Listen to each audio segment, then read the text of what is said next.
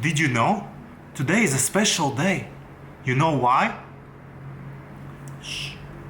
Because OnKizomba is coming back.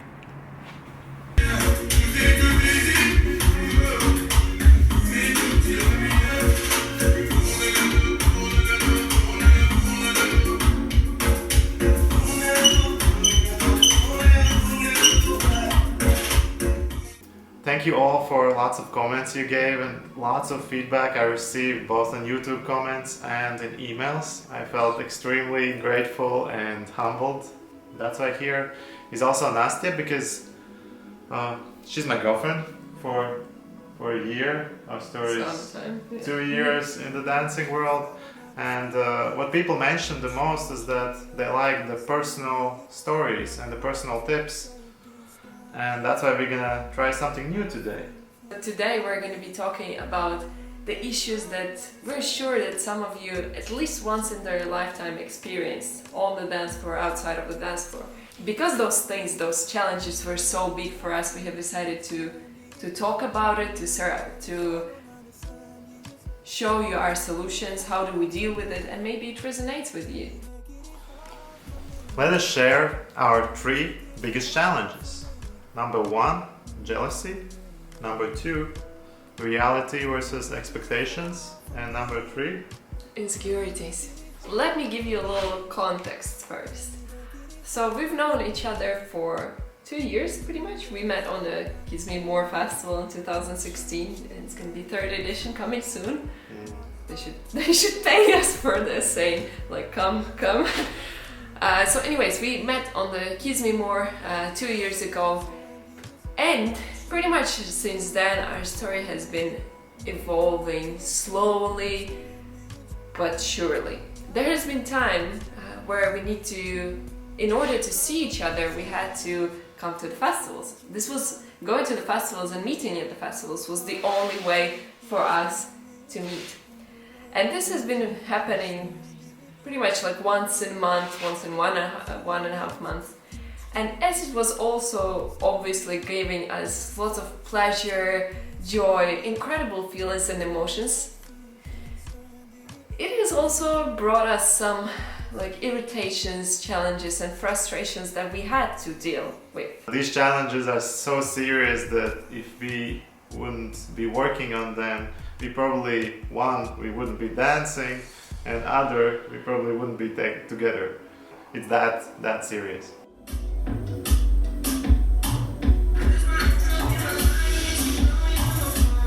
So, jealousy. Probably if you're in kizomba world, you definitely know something about that. You don't even need to be in relationships, honestly speaking, to feel some sort of jealousy to another person. And once you are in relationships and you're dancing, there are plenty of spaces where jealousy can arise. Like, let's be honest, like, kizomba is so close. It doesn't have to be sexual, but it is close and intimate, right? And sometimes when you have plenty of options, both of you have options where to get this sort of connection, you're pretty fine. But when one person doesn't, it gets challenging. What are some solutions to this jealousy challenge? The way we work on it, it's kind of like there are 2 levels. First, we try to address it as soon as it happens, but we definitely talk it after. It's just very important to talk about it as it's fresh. Usually I'm the one that gets jealous, and it's not coming from the fact that I'm like super jealous one or something, but it just usually happens that like generally at the parties there are a few people that I love dancing with, right? And he usually has many girls that he wants to dance with, right? So I'm like, well, I want to dance more naturally.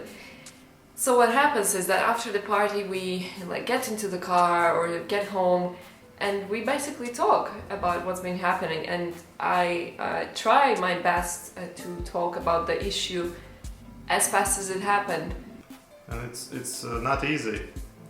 Like there are lots of times when actually I failed, I reacted the bad way, and so it's a constant struggle. We can't say that we've done with jealousy. We're like, it's Work It's in progress. definitely work in progress. Yeah. And some word of encouragement. Usually after super stressful, annoying talk, we have the most amazing parties.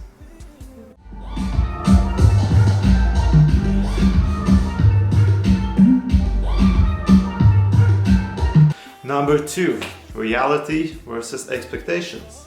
So expectations pretty much can arise towards the whole festivals, expectations towards the certain party, how it should go, expectations towards certain behaviors in the parties, about certain ways of dancing.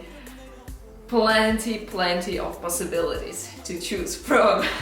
So there were times where we wouldn't see each other for a month, and then as I was building up this excitement inside of me, obviously I was thinking how cool it would be, you know, we're gonna see each other and dance all day, dance all night, have incredible, you know, hanging out together. But then you arrive at the festival and things don't always go the same way.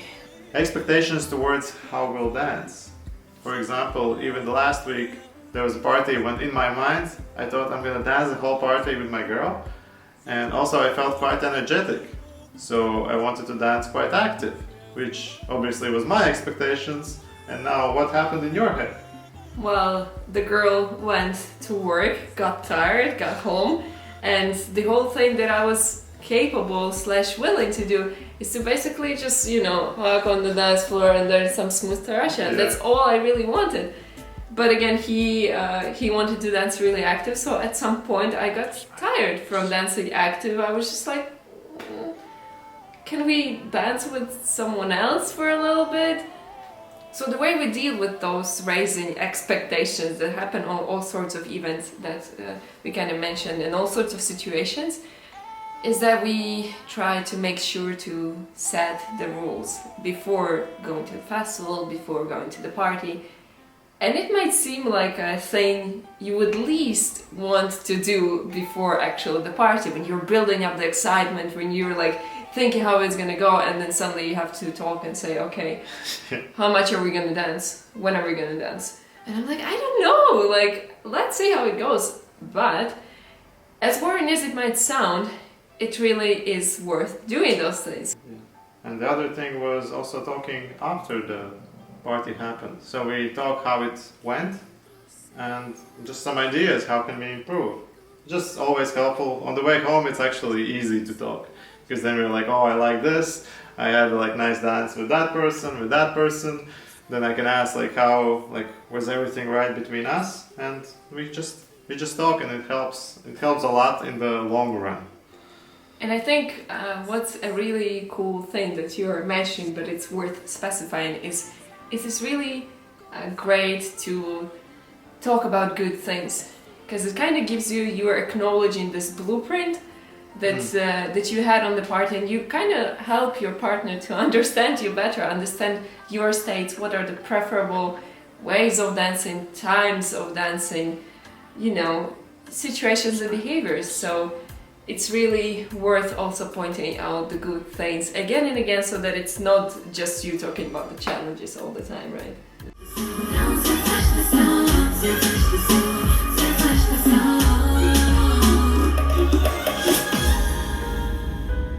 Alright, so number 3, insecurities. The challenges are when it leaves the bad taste after the party. The way it arises, here are a few examples. One example would be when we go to the party, we usually start dancing. And we dance, let's say, for half an hour. And there is no easy way to stop if you don't talk about it. So we want to dance with each other as much as we want, but we start here, super enjoying, and then it starts getting lower and lower. And what we found is when we try to stretch it as long as we can, like, it starts becoming not enjoyable. The issue is that in the moment when you stop enjoying, it's visible right here. It's very visible. So obviously if I see you that Dainis is not enjoying that much, I see it on his face, like this stone face, poker face stuff starts arising, and when it happens to me, he can see it too.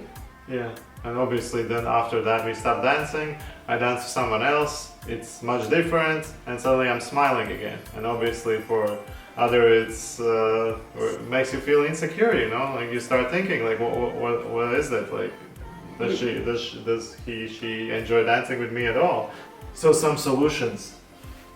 So one awesome fix we had on the issue when we were dancing too long and there was that stone face is that, so when we start dancing, we start at medium level until we get super enjoying, and then it's like over time it starts going low. And the awesome fix was that we stop dancing when it starts going low. We don't wait till the last possible moment. So we kind of leave when we're still good. And this seems like so simple idea in the retrospect, but I think we were battling that for like a year or something until the very obvious solution came, and it's just... The clue is that it's really easy to stop dancing with the person you don't know. It's easy to say thank you, bye, see you never again, and so on. But it's not easy to cut some things when you really care for someone and you really want to obviously come back to that person and have incredible feelings again. Yeah, and I wanted to say one very important thing that is not really discussed in the dancing world, is that I always thought that insecurities will go away, but it never does. No matter how good you become, it's always there. You might have this one bad dance or one bad comment and it all comes back. I didn't dance for a few months. I had those things like, oh, maybe I'm not good anymore. Maybe like you don't enjoy dancing with me anymore. It's there and it's alright.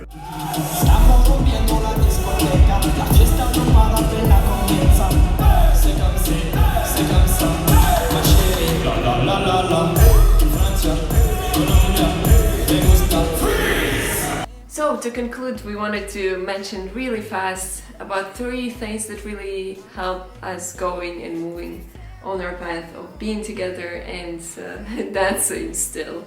Number 1, very important to keep in mind, is to have a growth mindset.